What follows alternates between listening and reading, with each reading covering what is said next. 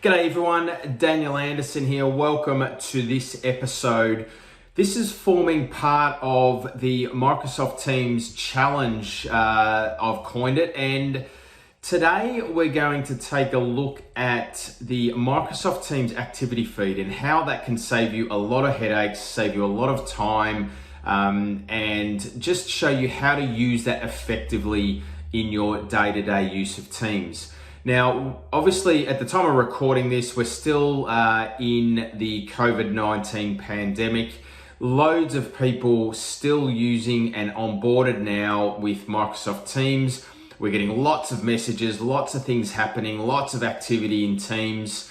Now, the feedback I get when I talk with a lot of users and companies is that they're just inundated with a lot of information and things coming into their chat, into their Teams. So having a good understanding of how to utilize the activity feed in Microsoft Teams is something that is extremely beneficial, is going to save you a lot of time. It's going to let you get a handle on all the communication that's coming in, because obviously we're trying to move out of that inbox into a more dynamic communication platform into Microsoft Teams, but we need to make sure that we're using that effectively. So let's dive in and have a look at how you can use the activity feed to your advantage. Hope you enjoy it. Thanks for watching, and I will see you in the next challenge.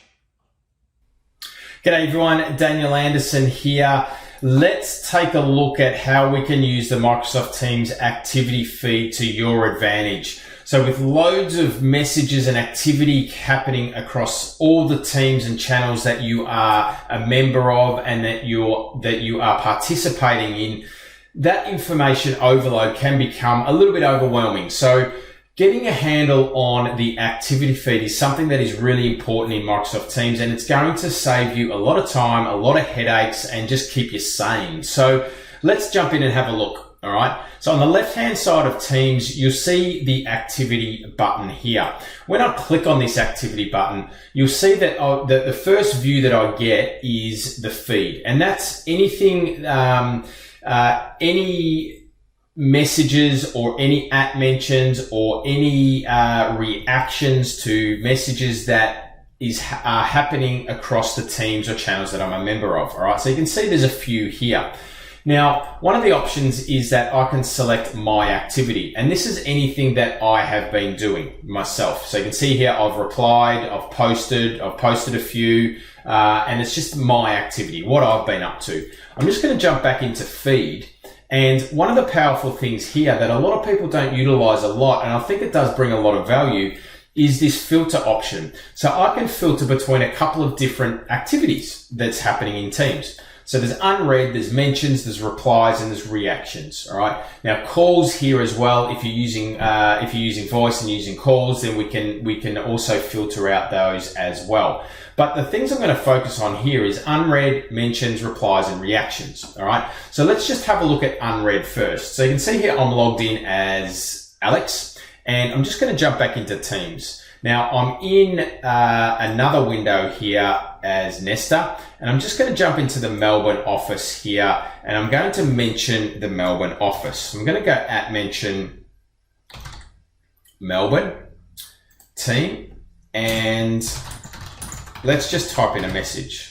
And you'll see here that I'll just drag this across here. I've now got this highlighted in bold. I've got the red symbol to notify me that there's something that somebody has mentioned me. In this case, it's been the whole team. I've got a little pop up on the right, but you'll also see up here is that I've got this option and this button and this badge now in the activity feed. And when I jump into there, it allows me to see that particular message. Now that's gone away because that was the first option there. But let's now turn our attention to, let's go Mark 8 project team again.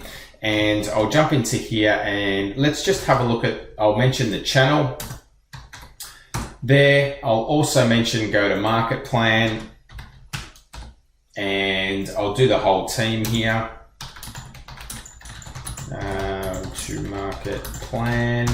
So let's just, and we'll do just a few things, and let's just jump in. Maybe we'll jump into sales as well, okay? And we'll go and see, let's message this, great job. So there's a bit happening now in Teams.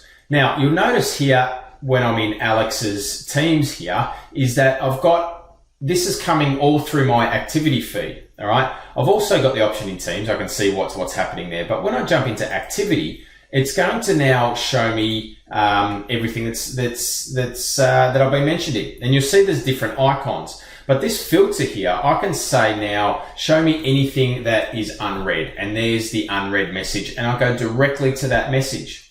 Or it could be that I want to have a look at anything that I've been mentioned in directly. So you can see here, this is an @mention. Nesta's directly messaged me in this chat. I can jump into here. Again, I've been directly messaged here. And if I jump over here, this is an interesting one in that I've been mentioned, or SharePoint has been mentioned in this case. And when I hover over this, you'll notice that this is a tag group. All right, so this is utilizing the tagging functionality in Teams. But because I'm a member of that tag, I also get that through my activity feed and through that @mentioning. All right, and I can also filter the reactions. So you'll see here that Nesta has reacted to this message. All right, if I jump over to here, you'll see that this is highlighted.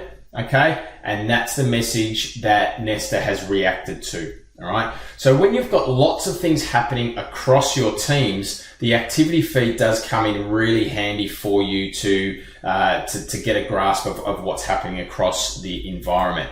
Now, the other option here is that I can start typing. All right. So if I've got a really full activity feed here and I'm just looking for something from Megan, I can start typing in that. It's dynamic. I can see that Megan has actually @mentioned me in this message. When I click it, it actually highlights yellow. And in this case, it's that SharePoint tag. All right. Again, searching really handy for us. Okay.